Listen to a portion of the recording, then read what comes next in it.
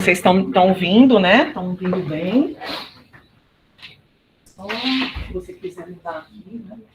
Aqui, só que eu acho que não vai dar para ouvir. De longe, assim? Então eu falo aqui também. Então você faz. Então tá bom. Mas eu acho que não vai. Tem que ser nesse aqui, sabe? Não pode ser nesse. Exatamente. Então, beleza. Então vamos lá, gente. Eu gosto de ficar ali na frente, né? Que é assim, faz parte da didática, mas vamos lá.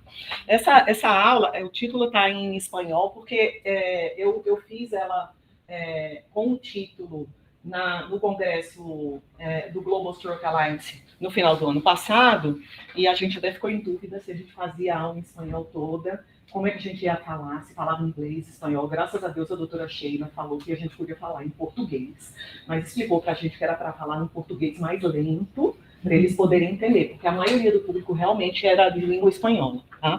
Então, o tópico é trombectomia com ou sem trombólise prévia e posterior, tá? Então, eu queria começar. Então, a aula a base da aula é a aula que eu apresentei, mas eu coloquei mais coisas, porque na aula eram só 20 minutos, né? Então, eu adaptei ela para hoje. Tudo bem? Só um pouquinho. Deixa eu tirar aqui. É isso. Entendi. E o layout ali à direita, isso. Layout. Vou botar destaque aqui, né? Isso. Tá ótimo. Então, beleza. Então, a gente começa com esse caso clínico, para a gente entender um exemplo prático da situação. Paciente de 70 anos, teve um quadro iniciado às 7h30, 8 horas da manhã do dia do AVC. Ele era um hipertenso dislipidêmico, mas não tinha nenhum tratamento, ele não fazia nenhum uso de medicação, embora tivesse esses antecedentes, não tinha nenhuma doença prévia, tá? E ele teve uma dificuldade de pegar a chave do carro e colocar na fechadura do carro dele na hora que ele foi dirigir. Mas aí ele percebeu aquilo, não deu bola, pegou o carro, dirigiu e foi até o local de trabalho dele, que é um hospital, tá? Entrou no hospital, ele não falou com ninguém, e ao entrar no hospital, ele foi para o café, que era a rotina dele, e no café ele encontrava com os colegas dele, e aí os colegas perceberam que ele não estava conseguindo falar. Ele é médico, então tinha um irmão dele que trabalhava nesse hospital e outros médicos perceberam que ele não estava conseguindo se expressar, com a fala meio enrolada, tá? E foi aí que essas pessoas socorreram ele para o hospital, tá? Chegando no hospital, ele tinha um NIH de 6, às custas de um leve apagamento do suco nasogeniano. Ele tinha um déficit motor muito leve, era uma queda em promanação, na perna não tinha nada, e tinha essa afasia realmente com mutismo. Ele entendia as coisas, mas ele não conseguia falar nenhuma palavra, tá? Ele fez logo uma tomografia com protocolo AVC, tomo e angiotomografia, tá? A tomo sem contraste, eu não consegui aqui resgatar ela, gente, mas era um aspecto de 8 para 9, tinha um leve apagamento na ínsula e talvez na cápsula interna, tá? E mostrava esse aspecto aqui, tá? Que a cerebral média. Não sei, cara, no seu futuro.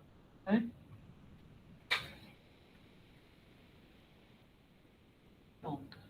E tinha então você vê que não sei como é que tira isso, liberal. Será que os bolinhos? Não é isso. Bem, você vê a cerebral média. Tira o mouse de cima. Pronto. Não, o mouse ali. Esse? Tira de cima. Aí. Pronto. Então, vocês vejam que a M1 do lado direito estava livre, a M1 do lado esquerdo estava menor, né? Ela enchia pelo outro lado, tá? E tinha uma oclusão na carótide interna cervical. Você não conseguia ver o sinal de fluxo até o T carotídeo, e a M1 ela enchia, mas muito menor do que a M1 do outro lado. Então,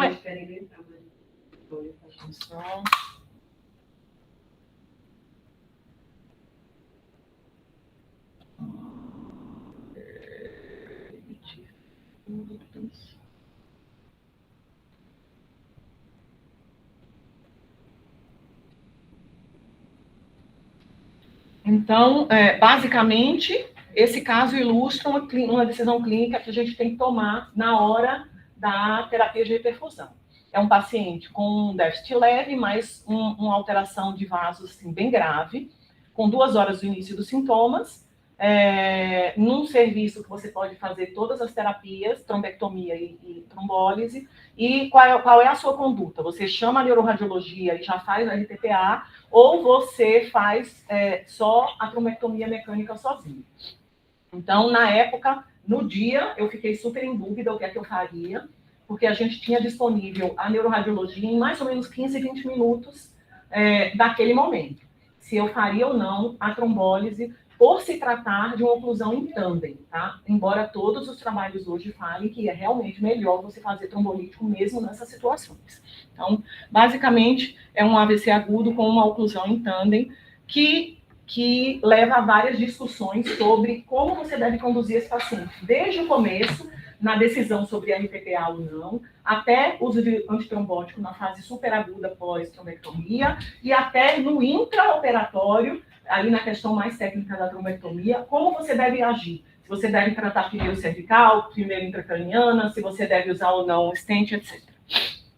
Então, a terapia com trombectomia é um standard of care desde 2015 e os estudos, todos esses de trombectomia e os anteriores retrospectivos mostram que cerca de metade dos pacientes com oclusão de grande vaso, eles estão dentro da janela dos sintomas para o tratamento com trombólise sistêmica também. Então, daí que vem essa pergunta sempre quando esses pacientes aparecem no pronto-socorro.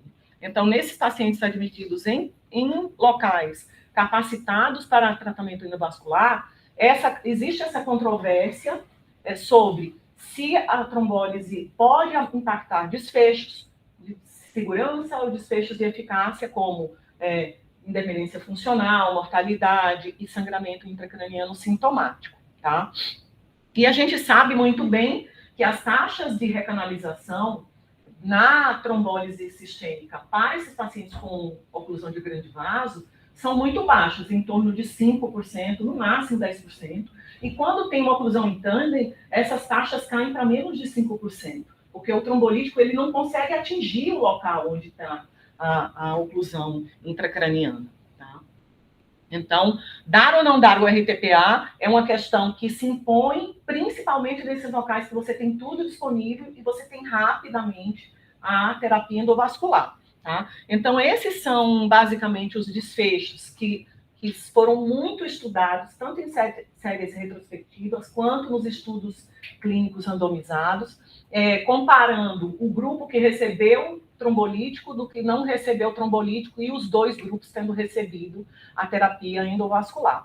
Então, desfecho funcional, normalmente o desfecho medido é ranking de 0 a 2, complicações periprocedimentos, por exemplo, como sangramento ou embolização distal, tá? São desfechos medidos. Se o paciente tem ou não sangramento, e se esse é sintomático ou assintomático, taxas de mortalidade, tá? Atrasos nos tempos de tratamento, isso também é uma variável que pode ser medida, porque uma vez que você faz a trombólise endovenosa, você ainda fica ali monitorando aquele paciente até você levar para a angiosuíte, ou se você faz isso dentro da tomo ou no caminho da angiosuíte. E existem, dependendo do local, do país, da região, aspectos de custo-efetividade, porque tem locais onde a trombólise ela ainda é uma terapia considerada bastante cara, tá?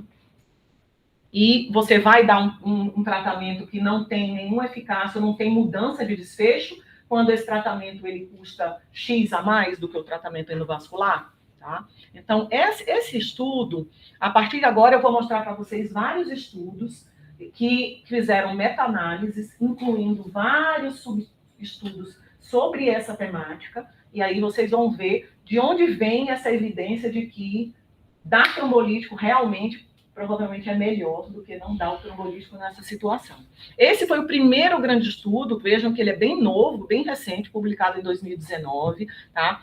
E ele tenta responder justamente essa pergunta, se é melhor você levar direto para a angiografia, direto para a trombectomia mecânica, ou você deve fazer a trombectomia mecânica com trombólise pré, tá? Que é esse bridging therapy, tá? E esse estudo, ele analisou 38 estudos observacionais elegíveis para avaliar essas variáveis, tá? Com mais de 11 mil pacientes que tinham esse mesmo perfil, oclusão de grande vaso, com ou sem trombólise. E aí não incluía só tandem, tá, gente? Eram todos os casos de oclusão de grande vaso quando você estava dentro da janela da trombólise sistêmica. E esse estudo ele mostrou realmente que a terapia considerada bridging therapy, né, que é BT, bridging therapy, que é trombólise mais a trombectomia, ela foi associada a uma melhor probabilidade de independência funcional, ou seja, o ranking de 0 a 2, e não houve diferenças, ao contrário do que a nossa lógica poderia pensar, em relação à taxa de sangramento, complicação periprocedimento, etc., que é o grande temor nosso. Você vai dar o trombolítico nessa situação da oclusão de grande vaso. Então, eu vou mostrar para vocês aqui vários forest plots, né, de várias variáveis. Então, vejam que, explicando um pouco para vocês, eles colocam todos os estudos ali do lado esquerdo, tá, do gráfico. Essas colunas correspondem ao número de pacientes que tiveram esses tratamentos, então vejo BT, Bridging Therapy e Direct Mechanical Thrombectomia, foi para a trombectomia direta, tá? E essa coluna antes do forest plot é exatamente o odds ratio do tratamento versus o não tratamento. E vejam que a estrela aqui, ela favorece a terapia combinada, trombólise e trombectomia. Essa é uma análise não ajustada para o desfecho de independência funcional. Então, cada forest plot, ele vai analisar uma variável, que é um desfecho. Então, na hora de você fazer a meta-análise, você pega o desfecho que você quer analisar e você faz o forest plot para cada desfecho. Esse foi de independência funcional. Então, trombólise, o trombolítico ganhou a favor em relação à trombectomia mecânica direto. E essa é a análise ajustada. Eles pegam algumas variáveis do banco de dados, ajustam para essas variáveis e fazem uma análise ajustada também do mesmo desfecho. E também foi favorável, vejam aí. Então, são dois forest plots, uma não ajustada e outra ajustada da independência funcional. Em relação a outro desfecho, mortalidade, também a terapia combinada, Bridging Therapy, ela é melhor do que a terapia de trombectomia direta. Vejam aí a estrelinha favorecendo a Bridging Therapy, tá? Essa análise não ajustada e essa análise ajustada. Então, vejam que sempre na análise não ajustada, observem que tem muito mais estudos, porque na hora que eles fazem análise com ajuste de algumas variáveis, tem estudo que não tem essa variável. Então, eles têm que cortar esses estudos e fazer a análise. Então, sempre análises ajustadas, elas têm um número um pouco menor de estudos. Isso nesse trabalho, porque esse trabalho ele usou estudos observacionais, tá? Vocês vão ver que em outras meta-análises que usaram RCT, estudo clínico randomizado, isso é muito pouco diferente, porque o estudo clínico, como é prospectivo randomizado, aqueles variáveis geralmente estão ali no banco de dados.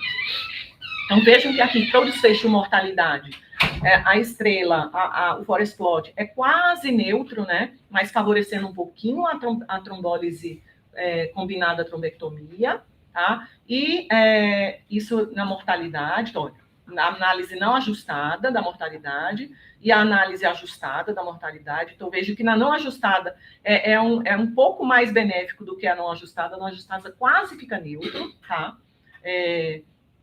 E em relação ao desfecho de sangramento sintomático, então aqui foram medidos só os sangramentos sintomáticos, é um desfecho considerado de segurança, não houve diferença, você dar ou não trombólise, não tem nenhum benefício de uma terapia para outra, tá? Tanto na não ajustada, quanto na análise ajustada para aqueles possíveis confundidores, tá?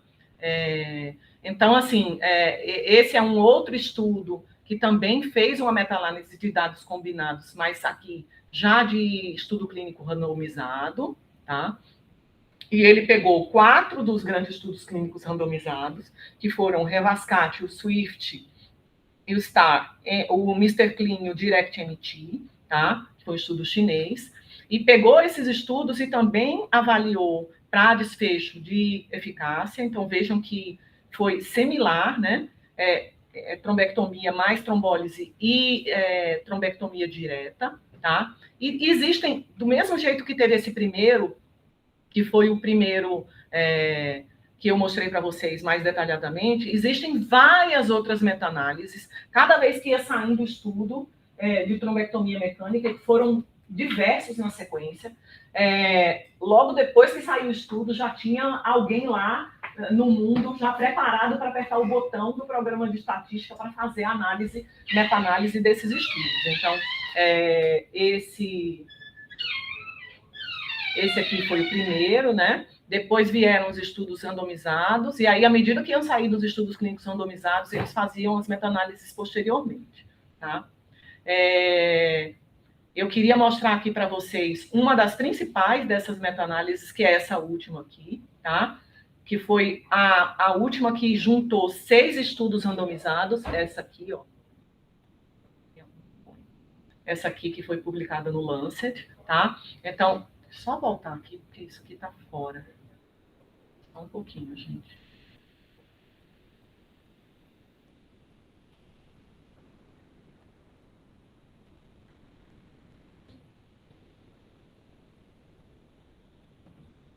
Então, essa meta-análise, ela avaliou esses estudos grandes em relação à independência funcional, mortalidade, taxas de recanalização. Vejam que você tem mais dados aqui, porque como foi um estudo prospectivo, eles mediram muitas variáveis, e sangramento sintomático, e todas essas análises demonstraram que os tratamentos, eles foram exatamente iguais, tanto em relação à eficácia, quanto em relação a desfecho funcional, tá? E aqui, avaliando esses estudos e os estudos observacionais, mostrando que, usando outras variáveis, como qualquer sangramento, aí ele colocava qualquer sangramento, independente se era ou não assintomático, e desfecho em relação a tempo, atraso nos tempos. Vejam que a terapia direta, ela era um pouco mais benéfica em relação a qualquer tipo de sangramento, tá? E em relação a você fazer o procedimento e até a taxa de reperfusão num tempo mais rápido do que se você usasse a terapia bridging. Então, esse último estudo, ele mostrou que naqueles desfechos principais, independência funcional, mortalidade, sangramento sintomático, era igual. Mas se você considerar o tempo e se você considerar qualquer sangramento, quem ganha é um pouquinho a favor da terapia direta de trombectomia mecânica, tá? Aí o daço também está Eu não sei até hoje como é que eu faço para todo mundo poder participar. Todos, né? Pois é. Deve ter alguma coisa aqui que permita. Bem. Aqui um outro estudo, né, mostrando também forest plots sobre independência funcional e sangramento sintomático. Na verdade, são as duas variáveis mais importantes, e vejam que realmente fica muito parelho os tratamentos de trombectomia direta e trombólise endovenosa. Na prática, o que se faz usualmente hoje é que você deve sempre preferir dar o trombolítico endovenoso junto com a trombectomia mecânica, tá? Principalmente naqueles locais onde você não tem o neuroradiologista intervencionista in loco, que, na prática, aqui no nosso país, é na maioria dos serviços, raros os serviços onde você tem o neuroradiologista in loco, que eu conheço apenas Vitória, no Espírito Santo, o Hospital Estadual Central, que tem neuroradiologia de plantão lá dentro mesmo, salvo engano, tá? Fora, aqui no nosso país, o modelo do nosso país é todo de plantão à distância, tá? Então, em sendo plantão à distância, onde você vai ter realmente aquele delay na chegada do neuroradiologista. Enquanto ele não chega, na prática, você tem que dar a trombólise com base em todos esses estudos e essas análises combinadas de todos esses estudos, tá? Esse gráfico é um gráfico bem interessante, mostrando os estudos controlados que avaliaram essa pergunta especificamente. Então, eu queria aqui resumir para vocês os 6 grandes estudos que testaram exatamente essa pergunta. É melhor você dar trombólise ou você ir direto para a trombectomia? Então, esse foi o primeiro, o DEVT, foi um estudo chinês, tá? E todos esses estudos, gente, vejam que usaram a metodologia de não inferioridade, tá? Só esse aqui que foi superioridade, tá bom? Então, eles testaram se as terapias eram parelhas, tá? Estudos clínicos randomizados, realizados desde 2018 e depois, mais para frente, eu vou mostrar os 2 últimos para vocês. O desfecho primário, em quase todos eles, é realmente a eficácia, então, escala de ranking de 0 a 2 em 90 dias. Esses 2 usou a escala ordinal de ranking, então, a diferença do ranking pré e o ranking pós, tá? E as taxas de inferioridade, o DEVT usou 10%, o DIRECT 0,8, 0,8, 0,74, então, essa é uma taxa, é um valor estatístico que você usa na hora do desenho do estudo para exatamente explicar e fazer a análise dos resultados do estudo. Se aquela terapia ela estiver naquela faixa de 10%, ela é considerada não inferior. Se ela ultrapassar aquela faixa previamente determinada, ela não vai ser não inferior. É uma coisa um pouco difícil de você compreender. Então, o estudo, ou ele vai ser positivo, no sentido de que ele demonstrou a não inferioridade, ou então ele vai dizer, aquele tratamento não foi não inferior. Ou seja, um dos tratamentos vai ser melhor realmente do que o outro tratamento que foi testado. Tá? A dose de alteplase foi a mesma. Só uma pontuação, Mara, o ordinal shift, na verdade, não é a comparação do pré com o pós, é a comparação de quanto, com aquela terapia, o paciente passa de 6 para 5, de 5 para 4, de 4 para 3. Quanto deslocou. Né? Isso, quanto deslocou, né? Tá. Que o ranking dicotomizado, 0 a 2, não consegue enxergar, né? Tá. Porque você pode... O paciente que tem um ranking 3, ele pode, eventualmente, se o desfecho clínico for ranking de 0 a 2, ele vai ser considerado como um desfecho negativo. Quanto deslocou de cada paciente, né? Na percentagem, na verdade, de pacientes em cada grupo. Mas imagina, se ele ia ser um 5 e ele passa para 3, né, no ranking ordinal a gente consegue enxergar isso, né? E a gente, como clínico, entende que isso tem valor, que é tirar o cara que ficar da cama para ficar andando com bengala. E um dicotomizado, ele simplesmente é uma falha, né, de terapia.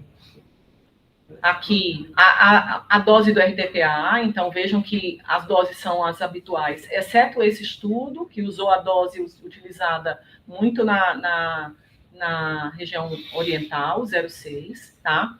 Então, e aqui as variáveis de tempos, o tipo de AVC, de centro de AVC, que todos eles tinham a capacidade de trombectomia, e os resultados desses estudos. E aqui eu coloco para vocês que são os mais recentes, que é o Swift Direct e o Direct Safe, os 2 também foram publicados, tá?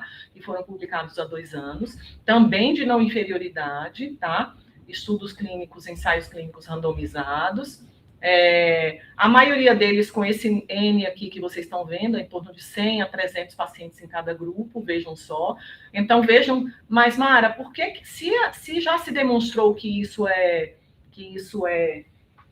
igual trombolizar e não trombolizar, porque eles continuam fazendo os estudos clínicos, né? Porque eles não param de fazer, tá?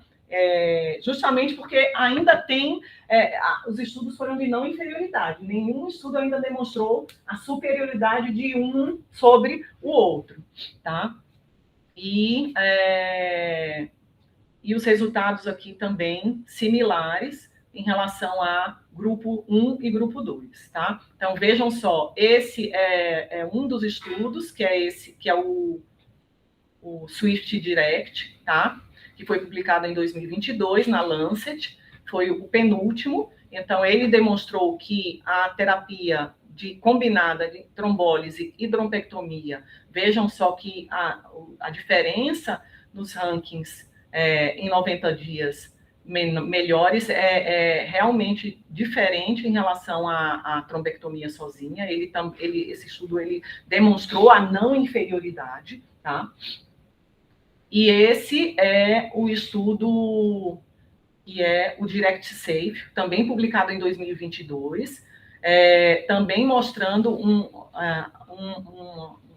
um desfecho similar da trombectomia mecânica versus a terapia combinada, um pouquinho de melhor desfecho em relação à terapia combinada. Mas no desenho estatístico dos estudos de não inferioridade, demonstrando que as terapias foram não inferiores.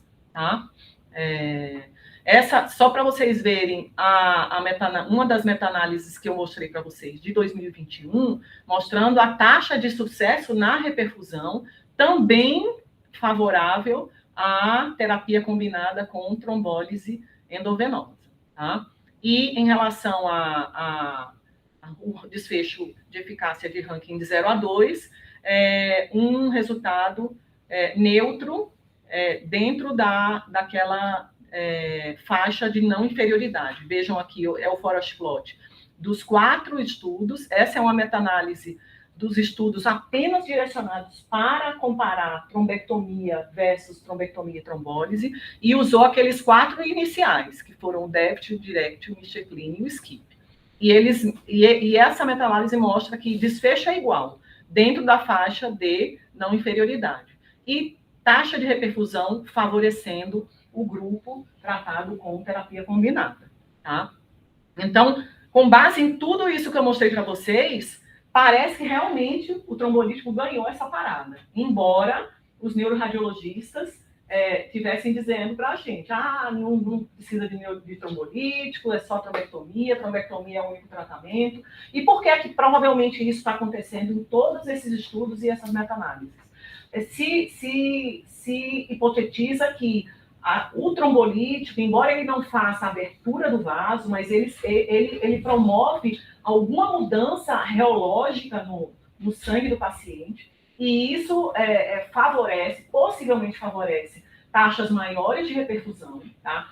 Possivelmente deve favorecer algum tipo de redução de taxa, por exemplo, de embolização distal, que é um tipo de complicação do procedimento da trombectomia relativamente comum, quando o neuroradiologista vai lá e faz a recanalização, abre o vaso, às vezes algum desses microtrombos, eles se deslocam para vasos distais, e pode ser que esse seja um efeito benéfico do agente trombolítico nesses pacientes que são submetidos à trombólise combinada. Tá? Aqui, só para mostrar para vocês os desfechos de segurança dessa última meta-análise dos estudos de trombectomia direta versus trombólise. Então, vejam que mortalidade foi igual, sangramento intracraniano sintomático um pouquinho melhor, um pouquinho a mais em relação à trombectomia direta, mas dentro daquela faixa de não inferioridade, e qualquer sangramento, aí sim, o trombolítico,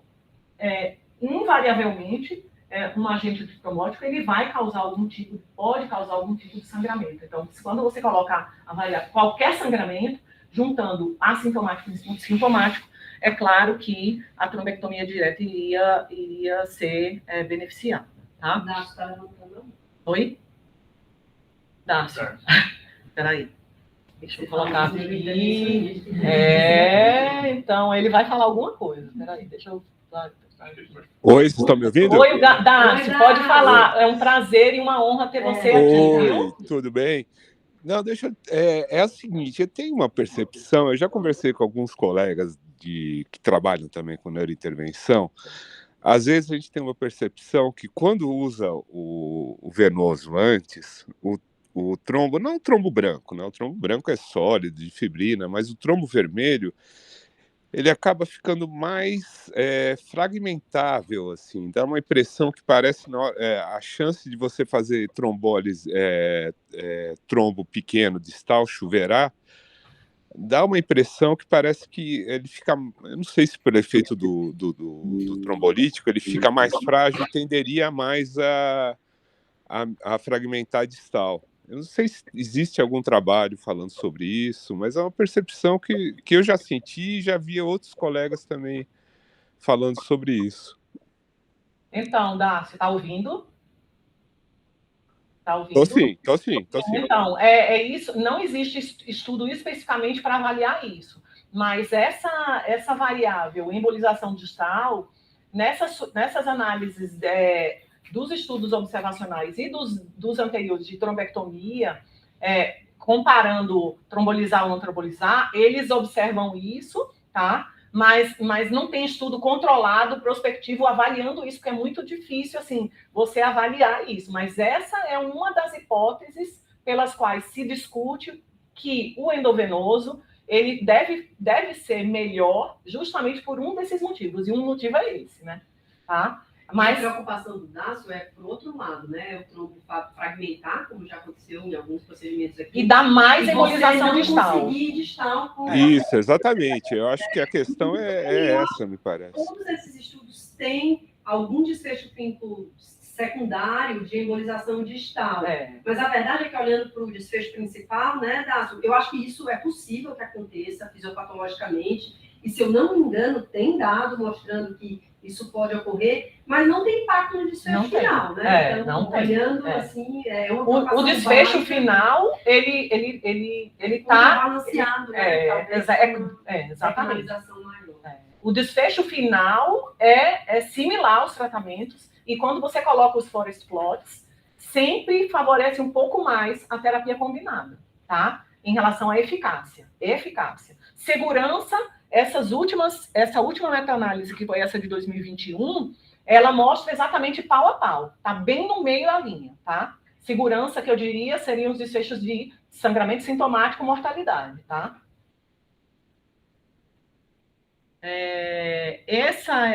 Não, então, assim, eu já tive uns 2 casos que, assim, você abre o stent, aí você tira, não vem nada, desaparece o stent na posição, mas assim, você vê um chuveirado distal, assim, de vários raminhos ali, distal, M4, e eu já tive 2 casos que tinha com trombolítico antes. Então, realmente, eu acho que o N é muito pouco para ter isso, mas... Eu acho que é um fenômeno possível, não acho que não dá para quem questionado, né? E não dá, Dácio, para você basear a sua conduta nessa tua percepção, porque a minha percepção como neuroclínica era o quê? Eu vou dar trombolítico para quê? Para sangrar mais? E a beleza do estudo clínico é essa, né? É você pegar todos esses dados, fazer os cálculos e mostrar que realmente essa minha percepção, a lógica, não bate, né? Não, concordo plenamente com isso. Acho que é isso. Mas assim, é só uma percepção de quem está fazendo a coisa que a gente vê isso. Esse estudo, eu trouxe esse estudo que é justamente mostrando a análise dos últimos 6 estudos. Então, essa última meta-análise foi dos 4 últimos, e, como eu falei para vocês, logo que saíram aqueles 2, né, que são o Direct e o outro, eles pegaram os 6. Então, já tinha alguém lá com a meta-análise pronta, assim, no computador. Quando saiu o estudo, pum, apertou o botão, né? Então, essa última meta-análise juntou os 6 últimos estudos clínicos randomizados sobre o tópico, com 2.313 pacientes, que foram esses 6 estudos que eu mostrei nesse slide aqui para vocês. Ó. Esses 6 aqui.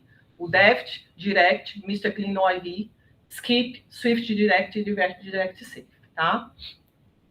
Então, todos esses estudos com a margem de não inferioridade 0,82, né? E os tradicionais desfechos variáveis que eu expliquei tudo para vocês nessa aula toda. Então, desfecho de eficácia, ranking e desfechos de segurança, mortalidade, sangramento sintomático e outros desfechos secundários como taxa de perfusão e atrasos internos, tá? Então, os estudos clínicos foram esses, tá? Então, os primeiros 3 e depois os últimos a seguir.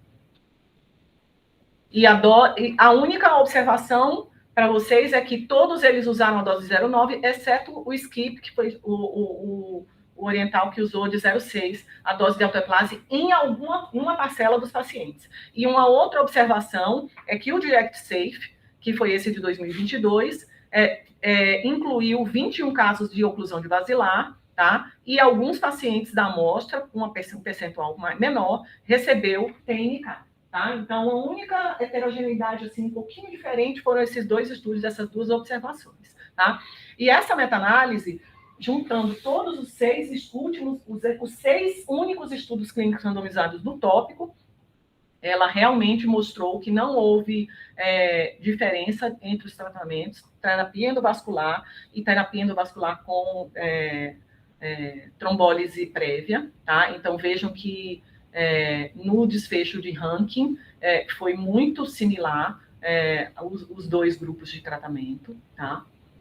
E aqui, em relação a outros desfechos de eficácia, então, aqui os pesquisadores colocaram score de 0 a 1, score de 0 a 2, dicotomizaram o ranking em score 0 a 1, 0 a 2, 0 a 3, lembrando que o clássico mesmo é de 0 a 2, tá? E você vê que, em relação às análises não ajustadas e ajustadas, é muito parecido, não tem diferença, tá? Taxa de reperfusão, existe uma pequena variação, tá? Então, na população, então só quero pontuar aqui que no ranking de 90 dias realmente foi não inferior, tá? E em relação a desfechos de segurança, que são sangramento sintomático intracraniano, qualquer sangramento, aqui, e mortalidade, também as terapias foram muito similares, tanto nas análises não ajustadas quanto na ajustada. Mostrando aqui que existe uma pequena tendência, então vejam só que é um P de 0,04, uma pequena tendência à terapia endovascular ter, óbvio, menor taxa de sangramento, qualquer sangramento, do que o uso do trombolítico, tá? E eu queria terminar a apresentação mostrando o desfecho desse paciente. Realmente foi um paciente que chegou com essa oclusão em tandem, tá? E eu fiquei muito em dúvida na época em dar ou não RTPA. Doutor Dárcio, que está nos honrando com sua presença, o que você faria e falaria para o neurologista nesse caso? Dárcio? Oi, estou ouvindo. Não, é o seguinte, tem um problema quando você tem o tandem, que você tem que imaginar que você pode usar um stent, né? Exato. E eu acho que isso aí é o grande fator para a gente, que isso acaba tendo um fator a mais. Assim, o fato de usar RTPA não impede de você usar um stent, mas assim, para você fazer o ajuste de dose, de antiagregação, depois se você for usar o stent, acho que acaba sendo um fator que complica um pouco, né? Tá. Nesse caso específico, gente, eu fiquei muito na dúvida e eu conversei com o neuroradiologista na ocasião, justamente sobre esse ponto, né? Que provavelmente iria ser necessário o stent e se a gente dava ou não. E se a gente fosse usar todos aqueles dados anteriores, era para a gente fazer o RTPA. Só que nesse caso específico, o neuroradiologista, veja isso, Dácio, me pediu, por favor, eu chego aí em 10, 15 minutos. Não faço RTPA. Então, por causa disso, eu ponderei isso, conversei com a família e a gente não fez RTPA, tá? Então, a gente levou ele para a hemodinâmica e ele fez realmente o procedimento direto, tá? Esse era o aspecto da angiografia. Então, vejam que a M1, ela enchia pelo outro lado, pelo lado direito, mas com um fluxo bem filiforme, tá? Tinha uma oclusão na carótida interna, com características que realmente pareciam aterosclerose, tá? Então, foi feita, primeiro foi feita a recanalização do T-carotídeo, que estava com um trombo, tá? Um trombo muito grande nesse local, então esse é o aspecto final. E depois foi feita a angioplastia com a colocação de um stent na carótida. E esse são os trombos que foram retirados desse paciente, na região cervical e na região do T carotídeo, tá? E aqui, 3 dias depois, ele fez a ressonância de controle. Na verdade, ele fez só tomografia e angiotomografia na fase aguda, a gente não fez nenhuma imagem avançada, nada, tá? Nem perfusão, nem nada, e só fez essa ressonância, e esse é o aspecto final do infarto dele, tá? Esse paciente, ele ficou, reverteu totalmente o sintoma da fala e da face. Ele ficou com um pouquinho de alteração distal na mão por uns 2 meses, que ele não conseguia trabalhar. Ele era cirurgião gastro, fazia cirurgia, laparoscopia e robótica, tá? Além das cirurgias convencionais, então ele não conseguia manejar o robô. E aí, depois de 2, 3 meses, ele voltou ao centro cirúrgico, fazendo realmente tudo que ele fazia antes. Então, ele ficou com um NIH, com um ranking score de 6 meses, de 1, né? Ele tem um leve sintoma sensitivo na mão direita, tá? 0 em 6 meses. Então, provavelmente, gente, aqui eu estou resumindo... Maramélia, só uma coisinha. É o seguinte, angioplastar carótida em lesão tandem não é igual a colocar stent, tá? Eu tendo, e a maioria das pessoas hoje estão tendendo a fazer só a angioplastia, tá? E usar o stent se você tiver alguma intercorrência naquele momento, né? Se tiver uma dissecção de placa, ou se tiver uma irregularidade muito grande, aí a gente acaba usando o stent, mas assim, na maioria das vezes, só dar uma balonada ali já dá uma resolvida, já dá uma melhorada no fluxo, e aí num segundo tempo, sei lá, 15 dias depois, alguma coisa assim, você colocaria o stent, né?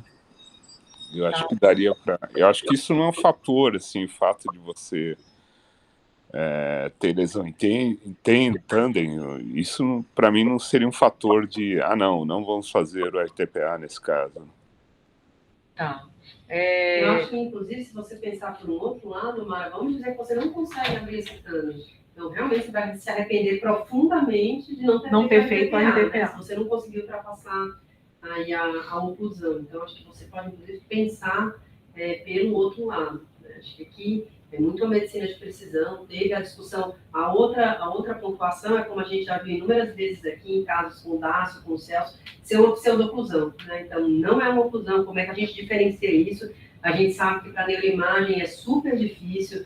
Até acho que é um excelente tema de um projeto de mestrado, doutorado, você comparar pseudoclusão com oclusão, porque isso é uma pergunta que ninguém tem uma resposta perfeita, né? Então, se for uma pseudoclusão, você não vai pensar em stent, não vai pensar em nenhum tratamento, né? Acho que aqui foi uma decisão muito de medicina personalizada, o neurointervencionista estava lá em 10 minutos, então uma situação muito difícil de você replicar num trial clínico, né? Então, o neurointervencionista estava em 10 minutos, de você ter certeza que é um tandem, não é uma pseudoclusão, e de você ter a sorte de conseguir passar a oclusão, porque pode acontecer, apesar da gente ter intervencionistas cada vez melhores e das nossas taxas de recanalização estarem cada vez mais próximas da cardio, tem casos que a gente ainda não consegue passar, mas isso não é 100%.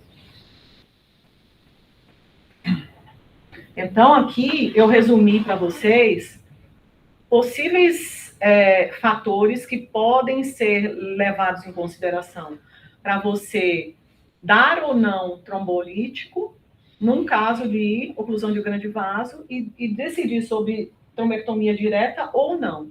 De uma forma geral, os estudos mostram que as duas terapias são parelhas, assim, com um pouco mais de tendência a efeito de eficácia melhor com a trombólise sistêmica, tá? Mas, quando tiver infartos muito grandes, com aspectos muito baixos, pacientes muito idosos, pacientes com leucaraiose, pacientes com angioplatia amiloide, microbleed, infartos em gânglios da base, já bem definidos e potências na tomografia, esses são dados de estudos observacionais e desses controlados, tá, gente? Quando tiver uma hiperglicemia muito grande, que é uma variável que favorece sangramento sintomático, quando tiver uso prévio, por exemplo, de anticoagulante ou antiplaquetário, nessa situação, então você deve pensar em não dar o trombolítico, né? E aqueles casos em que você precisa usar antitrombótico, por exemplo, aterosclerose intracraniana, tá? Você tem que dar um antitrombótico logo de cara. Ou, por exemplo, muitas vezes em oclusão de grande vaso e trombectomia mecânica, quando é átero intracraniano, é preciso usar antiplaquetário endovenoso, tá? Em oclusão em tandem, em casos de dissecção, em casos de êmbolos calcificados, tá? Então, são vários fatores que devem ser levados em consideração para você personalizar, como disse a Gisele, personalizar a decisão clínica naquela situação, tá? Isso aqui favorecendo trombectomia direta, tá? Sem dar trombolítico. E quando é que você realmente não tem muita dúvida e você tem que dar o trombolítico, né? Numa janela muito precoce de tratamento, tá? Naqueles trombos curtos e densos, trombos distais, tá? Boas colaterais. Então, por exemplo, um exemplo bem típico agora que está sendo muito discutido, a oclusão de vaso médio, vaso distal. Você deve dar realmente, porque esses vasos têm uma maior chance de recanalização com trombolítico, tá? Quando o paciente tem boas colaterais e quando você tem essa previsibilidade de que aquele tratamento endovascular vai ser atrasado. Então, no nosso meio, principalmente no hospital público, onde você não tem à disposição muito rápido o endovascular, essa é uma situação bastante frequente, né? Quando você tem uma anatomia vascular ruim, por exemplo, que você vai ter dificuldade de acessar aquele vaso distal, então essa é uma outra situação em que você deve realmente dar o trombolítico. Quando você tem um paciente que vai precisar ser sedado, anestesiado, e essa disponibilidade não tão favorável do neuroradiologista intervencionista. E existem áreas incertas, se você deve ou não fazer a trombectomia direta e versus a terapia combinada. Então, esses aspectos muito baixos, oclusões de N2, oclusões distais, uso agora mais recente, cada vez mais escalado do TNK, provavelmente é uma molécula que tem uma superioridade em relação ao T-plase, então, cada vez mais, acho que agora os estudos futuros vão utilizar populações com uso basicamente de TNK, então a gente ainda não sabe como é o comportamento do uso do TNK nesse tipo de paciente, tá? E essa pergunta aqui, o Dárcio exatamente comentou, que o tópico da embolização distal após uma trombectomia, que é uma coisa que não é infrequente, é relativamente frequente, tá? Muitas graças.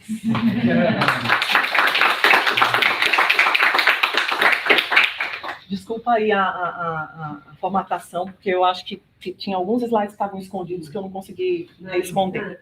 Deixa eu te mandar aqui, você não mostrou?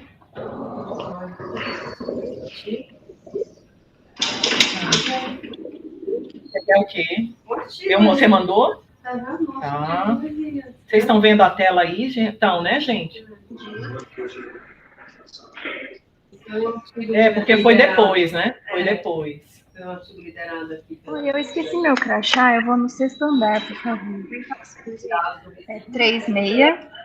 36-463.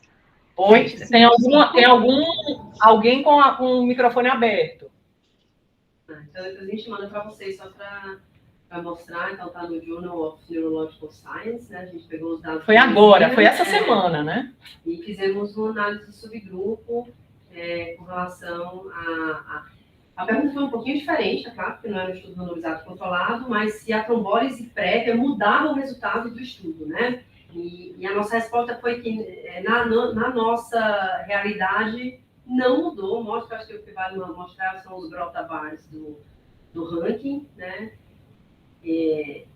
Esse trabalho foi um trabalho liderado pelo Felipe, que passa a visita aqui com a gente, né? Então, você vê aqui os 4 grupos, ó, trombectomia, e aqui a gente tinha um grupo que era controle, né? Então, trombólise e trombectomia sozinho, trombólise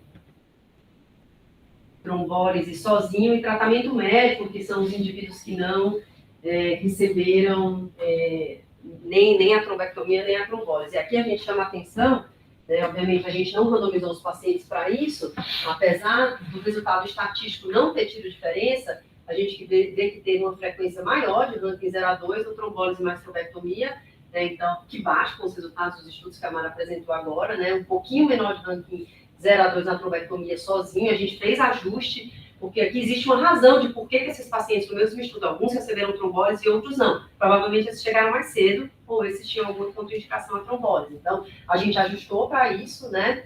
E aqui uma diferença interessante, né? Que trombólise sozinha foi um pouquinho pior do que tratamento médico sozinho. Então, aqui mostrando que mesmo com ajuste, a gente ainda vê que é um dado enviesado. Mas a gente acabou de publicar, tá no Journal of Neurological Science, a gente manda no grupo, que eu acho que é interessante a gente entender como talvez a resposta não seja única, né? Para cada tipo de serviço, organização de serviço, disponibilidade de neurointervencionista. O nosso dado, Resilient é um estudo com aproximadamente 220 pacientes, então a gente não consegue granular para tandem occlusion, para essa questão de oclusão distal, que o Dácio acabou de pontuar, né? Mas acho que é interessante vocês lerem. E só para vocês verem, e vocês verem que esse ajuste, Gisele, me ajude. O que é esse ajuste? São essas variáveis aí, ó. Tá vendo? Independência funcional. Olha o ajuste. Qualquer sangramento, aí SR, que é. Cadê? Recanalização com sucesso, melhora prévia, hematoma de virilha, embolização distal. Então, tem algumas variáveis que os pesquisadores escolhem para fazer esses ajustes, que são variáveis que possivelmente interferem nesse desfecho distal. Então, quando ela fala ajuste e não ajustado, é exatamente isso, tá? Então, para cada população que você vai estudar, você tem que escolher quais são as variáveis que você vai fazer o ajuste, tá? Alguma pergunta da plateia? Queria agradecer a presença de todos. Doutora Mara, Antônio aqui. Está escutando? Tá, sim. Ô, doutora, eu queria voltar um pouco ao TNK. A senhora acha que com cada vez mais, né, inclusive a gente participando aí de vários estudos, quando os estudos começarem a sair com o TNK, a balança, ela tende a tornar ainda mais forte a trombólise prévia à trombectomia? Tem mais segurança, inclusive para aqueles casos que a senhora colocou como certeza. A senhora até mencionou, assim, né, a experiência que eu tive de ficar um mês fora e a gente ir lá fazendo TNK e ter a radiologia intervencionista ali também, 24 horas à disposição. Eu lembro que o questionamento não era tão forte como a gente tem aqui, sabe? Eu acho que se fazia o TNK de uma maneira mais fluida, mesmo tendo a indicação, né? Mesmo tendo ali o neuroradiologista ali na porta, porque aqui às vezes eu sinto que tem um pouco de pressão, assim. Quando dá certo, tudo bem, mas quando dá errado, acaba... Você fala pressão para não fazer, né, Antônio? Isso, para não fazer. E quando dá certo, tudo bem, mas quando por algum motivo dá errado, já aconteceu do radiologista intervencionista, não deveria ter feito, mesmo tendo grande indicação de ter feito, sabe? E aí, não deveria ter feito, era para ter chamado e ter feito logo a trombectomia, sempre tem isso. Então... Não, exatamente. Você agora resumiu exatamente a nossa situação. A nossa situação é essa. Assim, as evidências mostram, e a gente mostrou aqui, que é um tratamento igual, inclusive com um pouco mais de benefício, não significante, mas existe para você fazer a terapia combinada, e na prática a gente está sob pressão, porque a neuroradiologia intervencionista, se pudesse, não faria trombolítico em ninguém, né? Então, em relação à tua pergunta sobre o TNK, eu não tenho experiência com TNK, tá? A gente não tem ainda uma experiência aqui, e a revisão que eu fiz, não existe dado com TNK, não existe ainda. Pode ser que tenha trabalho agora esse ano, apenas com TNK. Aquilo que eu comentei no slide foram uma parcelinha pequena de uma população de 300 e pouco, 25 tomaram TNK. Então, não dá nem para fazer subanálise com 25 casos de TNK. É muito difícil de fazer, tá? Então, mas assim, O racional é que, com base nos estudos de trombólise sistêmica endovenosa pura, que o TNK deve funcionar melhor. O racional é o que a nossa lógica nos fala. Agora, se isso vai ser confirmado com estudo clínico, isso é uma pergunta que tem que ter resposta, né? Com estudos específicos usando só essa molécula. Ô, Maramélia, Darcy aqui de novo. Só para pontuar uma coisa aí, é o seguinte, na verdade a neurointervenção não é contra o venoso, né? O que acontece muitas vezes é que existe uma distócia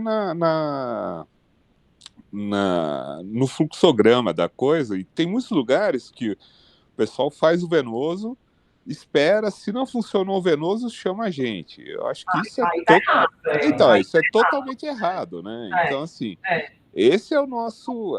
Na verdade, o que acontece com a gente aí, em alguns hospitais aqui em São Paulo mesmo, ainda acontece isso, o pessoal faz o venoso, não funcionou o venoso, agora chama a gente.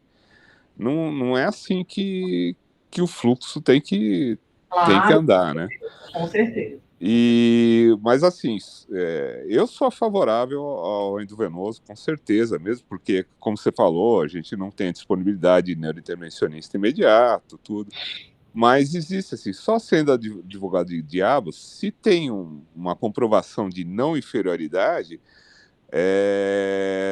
pelo fator econômico, vai ter um questionamento por que fazer o venoso, né? Exatamente, é isso aí. Se é não inferior, para que fazer? Então. A pergunta é essa.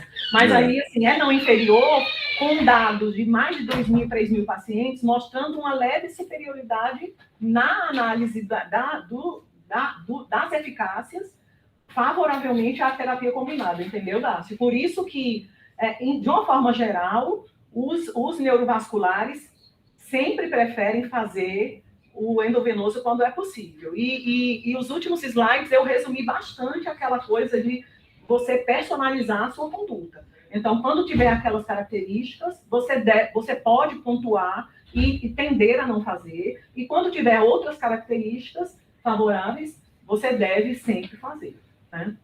Acho que é isso. O comentário sobre a pressão é essa. É que, assim, você conhece os números, entendeu, Dácio? Mas tem neuroradiologista que torce o nariz mesmo quando a gente faz, né? E aí a gente tem que individualizar, não tem jeito. É um tópico bem controverso. Não é à toa que foram 6 estudos clínicos. E toda vez eles estão querendo tentar comprovar, os pesquisadores, comprovar se realmente existe uma diferença. Até agora é tudo não inferior. Tudo não inferior, tá? Mas é pano para manga esse tópico. O Saulo quer perguntar? Não, doutora, levantei não. Obrigado. Parabéns pela aula. Tá bom, obrigada, gente. Obrigada a todos, viu? Bom dia. Bom dia. Bom dia.